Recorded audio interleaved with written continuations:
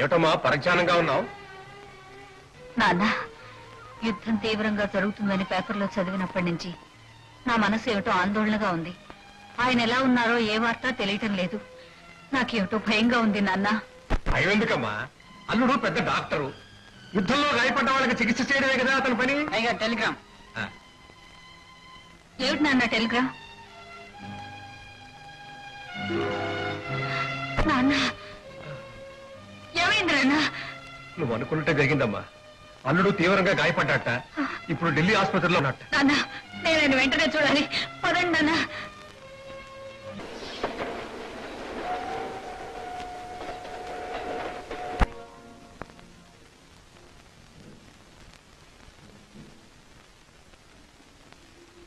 జానకి, ఏమండి?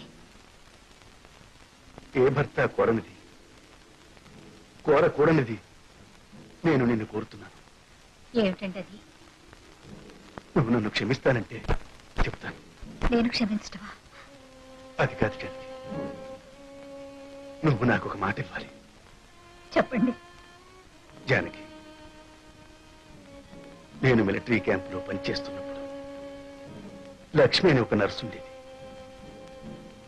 ఆమెతో నాకు పరిచయం అయింది. నా కారణంగా ఆమె బిడ్డ తెల్లయింది. నాతో చెప్పా చేయకుండా ద్వారపుడి వెళ్ళిపోయింది. నేను వెళ్ళాలని, ఆమెను కలుసుకోవాలని ఎంతో కాలంగా ఆశించి కానీ వెళ్ళలేకపోయింది. చెన్నకి, నాకైతే జరిగితే అంత మాట అనకండి. అవును జానకి, నేను చేసింది మోసమో ద్రోహమో చెప్పలేను, కానీ అది పరిస్థితుల ప్రభావం అని నువ్వు అర్థం చేసుకుంటే నాకు అనిపించాలి. ఇప్పుడు దిక్కు లేకపడి ఉన్న ఆ భక్షురాలు నువ్వు ఆదుకుని నీ భర్త బాధ్యత నువ్వు నెరవేరుస్తావని నమ్ముతున్నా. జానకి, నా కొడుకు నెరవేరుస్తానని నాకు మాటిచ్చావు. ఆఖరి క్షణంలో నాకు మనశ్శాంతి కలిగించు జానకి, మనశ్శాంతి కలిగించు. తప్పకుండా వెళ్తావు కదా? తప్పకుండా.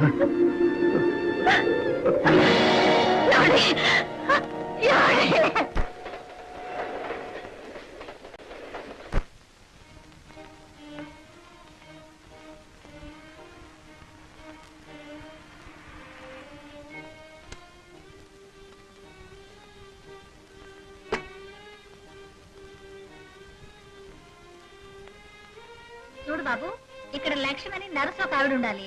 ఎక్కడున్నారు? నరసింహ లక్ష్మి గారా? బజ్జీల స్వామి గారు ఇంటి పక్కనే ఉన్నారండి. వీరాస్వామి గారు, ఎవరు కావాలండి? నా పేరు జానకి. డాక్టర్ ప్రతాప్ పంపించారు. లక్ష్మి? అవును, ఇక్కడే ఉన్నారండి.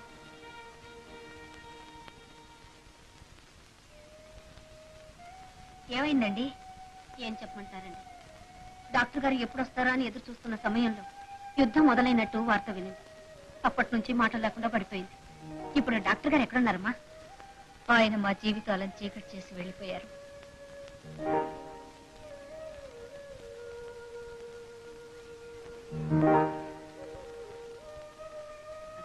మీరు ఆయన భార్య.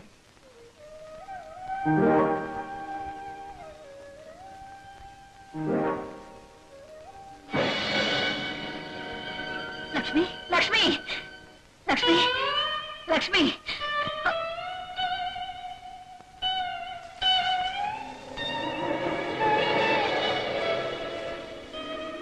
ఏమండి, ఇప్పటికే మీ మేనన్ నుండి మన అమ్మాయిని పెంచడం బరువు అయిపోయి బజ్జీలు అమ్ముకొని తింటున్నాం.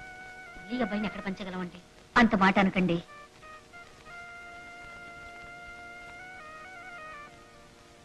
దయచేసి ఈ బిడ్డను పెంచే బాధ్యత మీదే. బాబు ఖర్చుల కింద ఈ ₹1,00,000 ఉంచండి. అది కాదమ్మా. నువ్వు నోరు ముసుకో. ₹1,00,000 ఇలా ఇవ్వండమ్మా. ఎవరేమనుకున్నా సరే మీ అబ్బాయిని బుద్ధినంత బుద్ధిమంతుని చేస్తానమ్మా. పరిస్థితులతో పోటీ పడలేక అవసరాలతో రాజీ పడాల్సి వచ్చింది. మంచైనా చెడైనా మీదే భారం. ఆహా, భావం అనుకోకుండా బాధ్యతగా చేస్తానమ్మా. మీరు వెళ్ళండి. అలాగే నమస్కారం. వస్తానమ్మా. అలాగే. ఆ.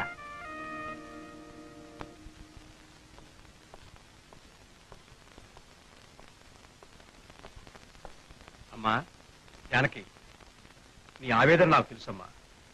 నీ భర్త అంతిమ కోరిక తీర్చడం కోసం నువ్వెంత మదన పడిపోతున్నావో నేను అర్థం చేసుకున్నాను అనుకుంటున్నావా? నాన్న, చూడమ్మా, నీ భర్త రక్తం పంచుకుని పుట్టిన కొడుకు నీకు కొడుకే. ఆ బిడ్డ పరాయి వాళ్ళ దగ్గర పెరగాల్సిన అవసరం లేదు. నీ దగ్గర పెరగడమే న్యాయం. పద, వెళ్ళి బాబుని తీసుకుంటాం. మీరెంత సహృదయం నాన్న. ఆ బాబుని ఇక్కడికి తీసుకురాంది లోకానికి భయపడి కాదు, ఆయన్ని మీరు అపార్థం చేసుకుంటారేమోనని భయపడ్డాను. ఒక్కో క్షణంలో మనిషి పరిస్థితులకు లొంగిపోయి బానిసైపోతాడు. అది గ్రహించకుండా అతన్ని దూషించడం వివేకం కాదు. నీ కర్తవ్యాన్ని పంచుకోవడానికి నేనున్నాను. పద, ప్రయాణమవుతాను.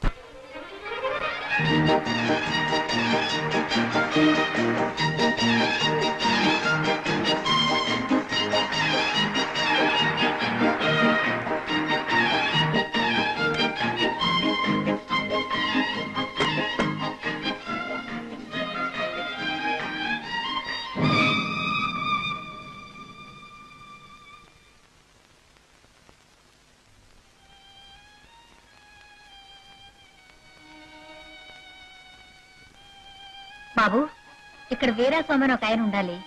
ఏడి? నిన్ననే ఊరు వదిలి అక్కడికి వెళ్ళిపోయినారండి. ఎక్కడికి లేడు బాబు? తెలవదండి, అంతా దేవుడికే తెలియాలి.